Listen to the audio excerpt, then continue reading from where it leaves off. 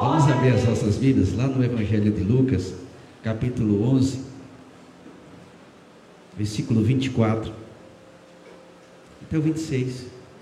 Evangelho de Lucas, capítulo 11, versículo 24 até o versículo 26. Só o Senhor é Deus e não há outro fora dele. Diz assim então a palavra do Senhor. Evangelho de Lucas, Dr. Lucas, capítulo 11, versículo 24. Quando um espírito imundo sai de um homem, passa por lugares áridos, procurando descanso, e, não o encontrando, diz: voltarei para a casa de onde saí.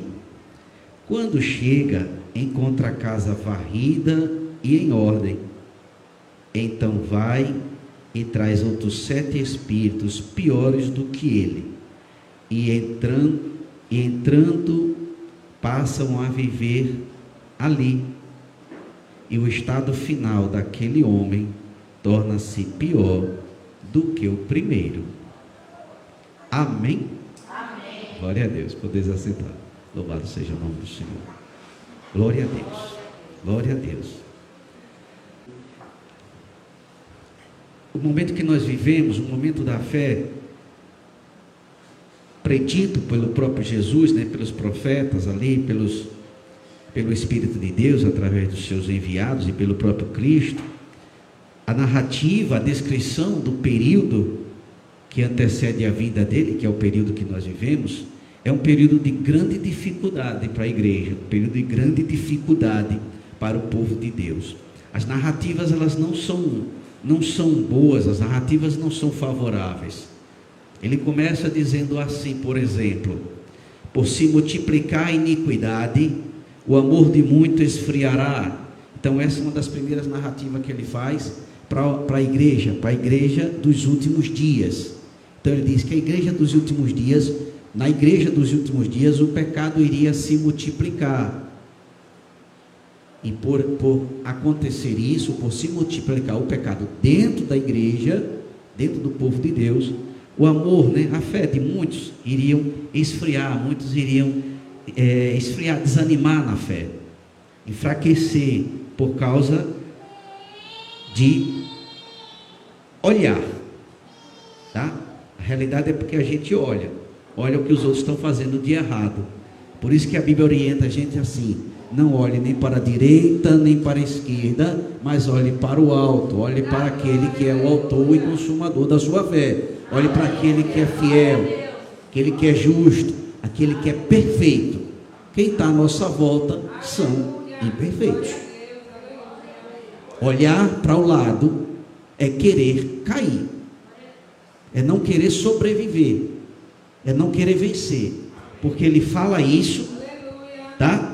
Ele fala isso: por se multiplicar a iniquidade, o amor de muito esfriará. Mas ele também faz uma observação: ou seja, em meio a essa circunstância, aquele que permanecer fiel até o fim será salvo. Glória a Deus. Então há salvação nessa situação, para aqueles que não olham, tá? Nem para a direita, nem para a esquerda, mas aqueles que ficam focados em Cristo, olha para o alto, olha para Cristo. Glória a Deus. Glória a Deus. Amém? Para quê? Para não ser entristecido e enfraquecido pelos atos errados das pessoas. Ele também faz a seguinte declaração: quando o Filho do Homem vier. Olha só, olha outra declaração que não é muito animadora. Quando o Filho do Homem vier, que seja buscar a sua igreja, porventura achará fé na terra? Olha só. Porventura achará fé na terra. Quando vier buscar a igreja, vai achar alguém justo, vai achar alguém fiel, alguém que está ali, íntegro. Glória a Deus. Mas outra narrativa que mostra que a situação que nós vivemos é uma situação extremamente difícil para sobreviver na fé, para sobreviver vivo, vamos dizer assim, ou para permanecer vivo. Glória a Deus, porque o pecado mata. A alma que pecar, essa morrerá. Glória a Deus. Glória a Deus. E a outra narrativa, não muito animadora também, é uma parábola que ele conta dizendo: o reino dos céus é semelhante a uma mulher que pega 3 medidas de farinha e coloca um fermento no canto da massa, e ela fermenta ou leveda toda a massa. Essa ainda é uma narrativa mais triste ainda, mas é uma narrativa de revelação, é uma narrativa de mostrar para nós, né? Não seria para a igreja do passado, a igreja do passado não viveu isso, seria para a igreja de hoje, seria uma palavra para a igreja de hoje. O reino dos céus, então mais uma vez ele está falando de quê? Da igreja, tá? O reino dos céus ele está falando da igreja, porque ele disse que ele veio, né? Arrependei-vos, porque é chegado o reino dos céus. Ele disse: eu não sou deste mundo, vocês também não são desse mundo. Ou seja, ele disse: vocês, a igreja, vocês não são desse mundo, estão no mundo, mas não são desse mundo. Ou seja, vocês são, ou a igreja é do céu. Então ele disse: o reino dos céus, que é a igreja aqui na terra, ele disse, é semelhante à mulher que pega 3 medidas de farinha, né, e coloca um fermento no canto da massa. Toda essa narrativa ele fala, trazendo um esclarecimento para a gente, trazendo uma revelação. Quando ele fala no canto da massa, ele está falando que foi colocado em algumas pessoas, um grupo pequeno de pessoas, colocado o que? O fermento. E o que é o fermento, igreja? Que a Bíblia trata. Sabe o que é o fermento? O fermento é o engano, é o espírito de engano. E o que é um engano? O engano é o oposto da verdade. Cristo é a verdade, o inimigo é a mentira, é o pai da mentira, é o engano.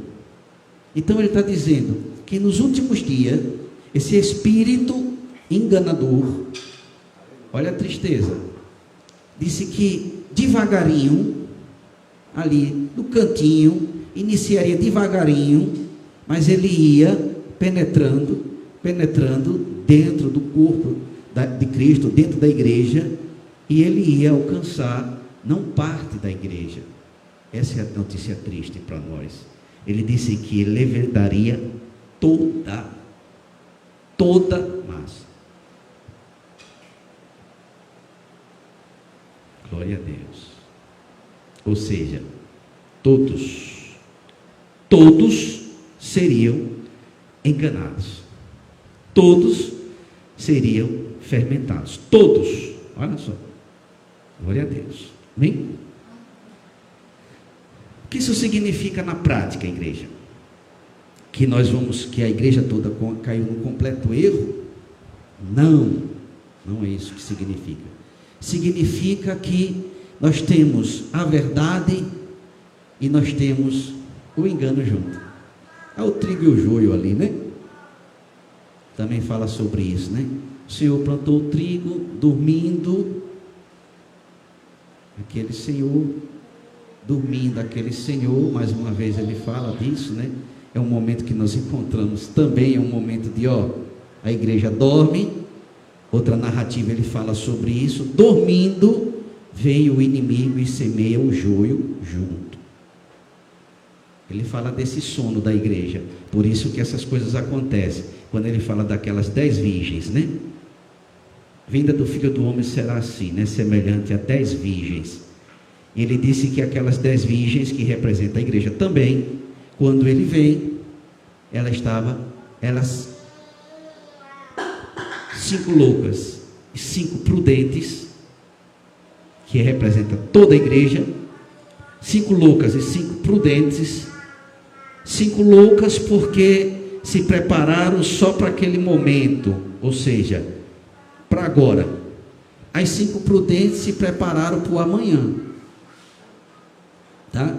Não foram obedientes, vamos dizer assim, não esperaram o Senhor só hoje eu vou obedecer, hoje eu vou cumprir, mas não, elas se prepararam para o futuro. Ela disse, não, eu vou permanecer aqui, obedecendo até a vinda do Senhor. foi o azeite, né? Então, aquelas 5 encheram as suas lamparinas de azeite, e aquelas 5 loucas e as 5 prudentes encheram suas lamparinas de azeite e levaram o azeite de reserva. Então as loucas foram que se abasteceram, eram mulheres de Deus, né? É o povo de Deus, cheio de Deus, mas não tinha reserva para o amanhã. E as outras tinham. Mas a narrativa diz que quando o noivo vinha chegando, 5 para meia-noite, apareceu alguém anunciando. Aí veio o noivo. A narrativa é que as 10, tanto as imprudentes como as prudentes, estavam dormindo. Quando dormiu, veio o inimigo e semeou o joio junto do trigo. E é essa situação que nos encontramos hoje. A igreja se encontra dormindo. Por essa razão, o inimigo se aproveita disso, né? Nós não estamos alerta, nós estamos dormindo, nós não estamos atentos, nós não estamos ligados. Nós temos aprendido aqui que a maneira da gente vencer é pela vigilância, estando atento às astutas ciladas do inimigo, os intentos do adversário que ele pretende vir e vem contra nós. Então, como nós vamos vigiar se estamos dormindo? Glória a Deus. Todas essas narrativas é para nós, para hoje. Então, essa é a nossa triste realidade. Então, a igreja que você for visitar, que vocês estão visitando aqui, a igreja que vocês forem visitar, se vocês forem olhar, vocês vão achar um monte de coisa errada. Porque essa é a realidade hoje do reino. Não é uma particularidade de uma igreja, mas é a realidade do reino. O pecado se multiplicou, a iniquidade, né, se multiplicou, o pecado se multiplicou e houve esfriou o amor. Então hoje, o que paira no reino de Deus, o que de um modo geral, né, norteia a vida do cristão, são as coisas do mundo, não mais as coisas de Deus. Nós não temos mais aquele espírito de renunciar, de abrir mão, de morrer realmente para o mundo e ter a nossa vida dedicada ao Senhor, porque nosso amor está frio. Mas a gente tem que saber disso, que estava escrito isso, que iria acontecer, está acontecendo, e a gente não se conformar com isso. Não é simplesmente querer brigar contra o mundo, mas é a gente brigar para a gente não estar nessa situação. É uma guerra muito pessoal. A gente tem que estar atento. Eita, agora eu tenho que ter cuidado com quem eu falo, eu tenho que ter cuidado de onde eu vou, eu tenho que ter cuidado com as pregações, com o que é anunciado no Evangelho, porque está escrito que o espírito de engano entra. O que é que eu estou comendo? É a verdade ou é um engano? O que é que está sendo pregado? Porque está sendo propagado por todos no reino hoje, tá? Amém? Está me entendendo? Eu estou dizendo o seguinte, que hoje todos no reino, de modo geral, tem aquela verdade e tem o engano. A gente tem que estar hoje, mais do que nunca, nos pés do Senhor, buscar ao Senhor. Nós temos que buscar ao Senhor, porque o Espírito Santo de Deus, se estiver em nós, Ele sabe fazer, ou Ele faz, essa separação. Então não importa, a palavra de Deus diz assim para a gente: não julgue o profeta, ou seja, as pessoas que Deus usa, ou as pessoas que são de Deus, mas julgue o Espírito. Julgue não a pessoa que está sendo usada, mas julgue por quem ela está sendo usada. Então hoje, agora, mais do que nunca, a gente precisa ter esse cuidado, tá? De não acreditar simplesmente porque foi fulano que falou, mas acreditar porque ou pelo que ele falou, examinando à luz da palavra se aquilo está de acordo com a palavra, examinando à luz do Espírito, rogando ao Senhor: Senhor, chega aqui e me dá discernimento para eu fazer separação entre o trigo e o joio que está ali misturado. Seria isso, tá? As palavras hoje, elas estão misturadas. Glória a Deus. Bem? Então essa é a nossa triste realidade. E estamos próximos da vinda de Jesus, porque Ele disse: quando vocês virem isso acontecendo, sabei que perto está o verão, perto está a minha vinda, né? Porque indagado o Senhor a respeito da sua vinda pelos apóstolos, o Senhor disse: olha, nem eu sei, nem os anjos do céu sabem, mas somente meu Pai. Eu já digo que há uma controvérsia em algumas afirmações a esse respeito, dizendo que Cristo não sabia porque estava despido da sua glória. É verdade que ele estava despido da sua glória quando ele estava aqui.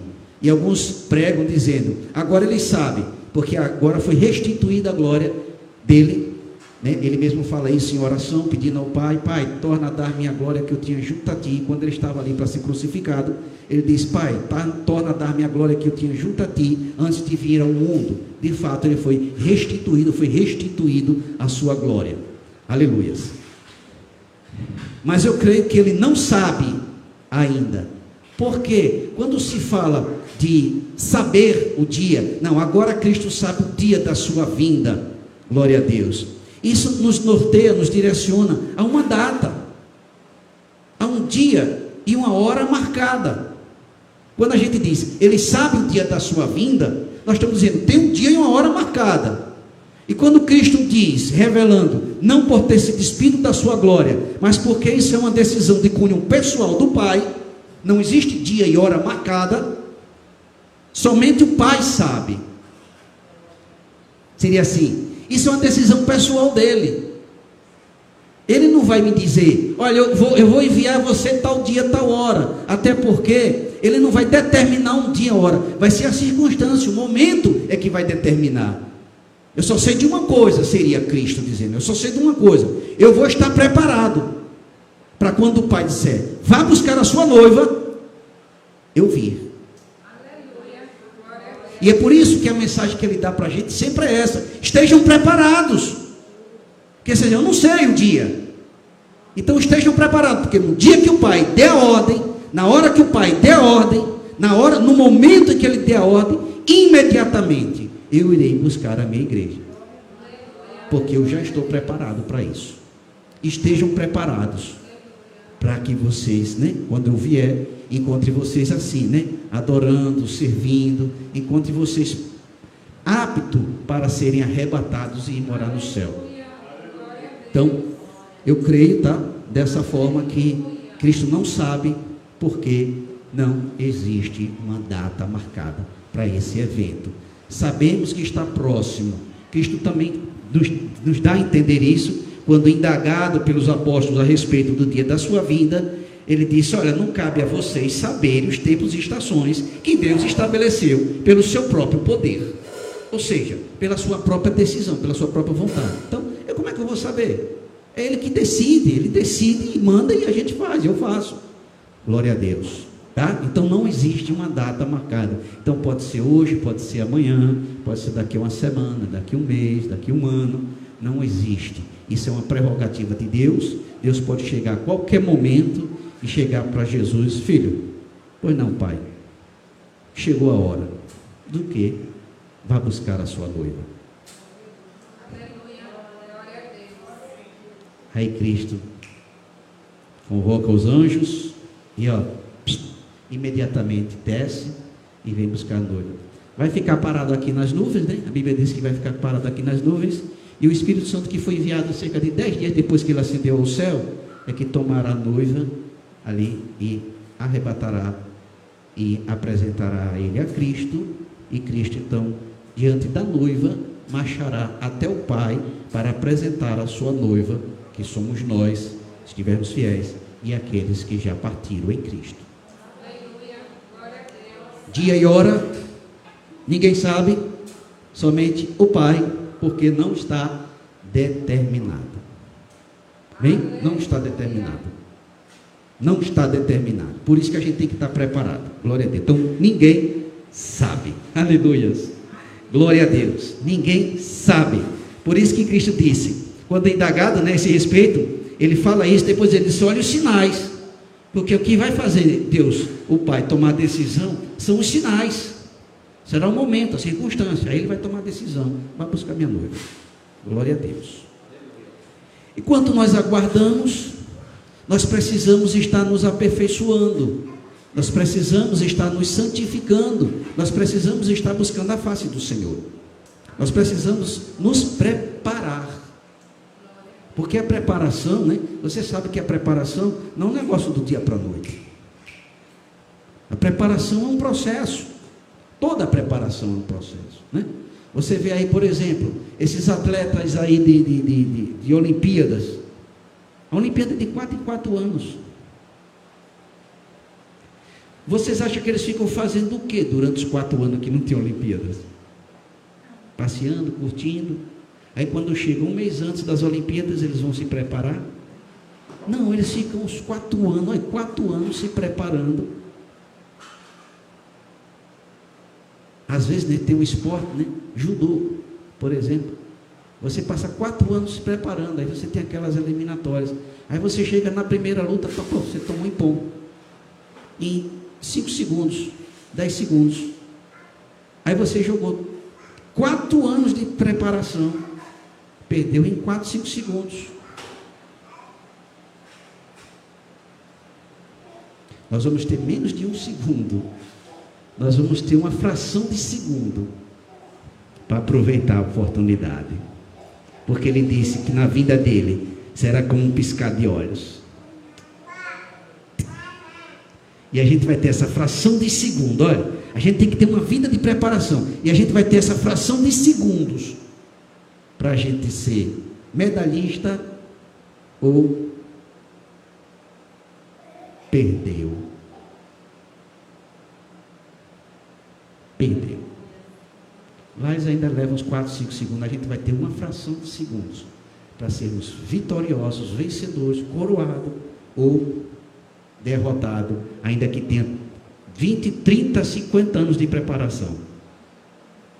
Porque, aleluias, temos que estar preparados. Por essa razão, a única maneira de nos prepararmos é aprendendo. A única maneira de aprendermos a maneira de aprender no reino é um pouco diferente do mundo. Não nos amoldeis aos padrões do mundo, né, mas transformai-vos pela renovação do vosso entendimento. A única maneira de nós aprendermos no reino é aquela que Jesus falou lá em João, capítulo 14, versículo 21. Ali ele fala qual é a única maneira de nós aprendermos, adquirirmos conhecimento. É se ouvirmos e obedecermos, como diz em Isaías, capítulo 1, 19. Se ouvirdes e obedecerdes, comereis o melhor da terra. Ali ele já dá uma dica para a gente. Diz, olha, é assim que vocês vão crescer e progredir, é ouvindo e obedecendo. Então lá em João ele diz assim, aqueles que me amam, escutem, aqueles que me amam, é aqueles que fazem a vontade do meu Pai que está no céu. Ou seja, aqueles que amam a Deus, aqueles que obedecem. E aqueles que me amam, serão amados do meu Pai. E eu, olha agora, preste atenção, e eu o amarei e me manifestarei a ele. Amém? Aquele que me ama é aquele que faz a vontade do meu Pai que está no céu, e aquele que me ama será amado do meu Pai, e eu o amarei e me manifestarei a ele, ou me revelarei, ou revelarei a verdade, ou revelarei a palavra, ou revelarei aquilo que está oculto, aquilo que está escondido. Eu trarei luz para você. Mas então, para quem é que ele traz luz? Para quem é que adquire conhecimento? Quem é que adquire conhecimento? Você tem que aprender para obedecer? Não, você tem que obedecer para aprender. Esse é um dos grandes problemas que nós enfrentamos na fé. Porque é muito difícil a gente fazer uma coisa que a gente não sabe. A gente quer explicações. A gente quer saber por quê. Para que fazer isso? Por que fazer isso? Aí não tem. Porque você só vai saber o porquê depois que fizer. Aí muitos de nós não temos o porquê, não fazemos e vamos continuar sem ter. Lembra que Jesus falou para Pedro? Pedro foi lavar os pés. Pedro, não lave. Se eu não lavar os pés, você não tem parte comigo. Então lave a cabeça, as mãos, os pés. Cabeça, mão, ou seja, corpo, já está limpo pela pregação da palavra. Cabeça, mão, gente, cabeça, mão, tá? Corpo, está falando de quê? Dos pecados passados, tá? Dos pecados passados. Amém? E Cristo disse, os pecados passados, uma vez perdoado, está limpo. Não preciso limpar suas mãos ou sua cabeça. Você está limpo. Eu preciso lavar só os pés. Os pés falam de quê, gente? Os pés falam de quê? Dos pecados da caminhada, da caminhada. Os pés falam dos pecados futuros. Tá? Hein? Então olha só, Pedro, eu vou lavar seus pés. Ou seja, olha, aqueles pecados que você cometeu depois que você me aceitou. Porque uma vez que você me aceitou como Senhor e Salvador, quando a gente aceita Jesus como Senhor e Salvador, todos os nossos pecados, daquele momento para trás, são todos apagados, e como está escrito, o Senhor lança no mar do esquecimento. Assim como dista o Oriente do Ocidente, assim o Senhor coloca os nossos pecados. Ele esquece, Ele deleta, Ele apaga os nossos pecados. Mas aí Cristo disse, olha, mas você fatalmente, ou nós fatalmente, vamos cometer novos pecados. Ele disse, isso lhe condena. Se eu não lavar seus pés, você não tem parte comigo. Se eu não perdoar os pecados novos, os antigos não, os novos. Se eu não perdoar os pecados novos, você não vai entrar no céu. Você não tem parte comigo. Glória a Deus. Então, o ato de lavar os pés significa isso. Perdoar os pecados novos, os pecados cometidos. Aí ele fala aquilo, né? E diz assim, Pedro, o que eu faço agora você não entende. Você vai entender depois. Glória a Deus. Por quê? Porque tem que obedecer para aprender, conhecer. Não vai entender para fazer, vai fazer para entender. Então ele diz, quando você obedecer, Pedro, toda vez que você obedecer o que for dito, aí você vai aprender. Aí as coisas vão ser reveladas. Mais tarde você vai compreender, mais tarde você vai discernir, mais tarde você vai enxergar, porque eu vou revelar as coisas para você. Glória a Deus. Amém? Então, de muitas formas que Deus falou para a gente, Deus fala para a gente, ou nos fala que somos como uma casa.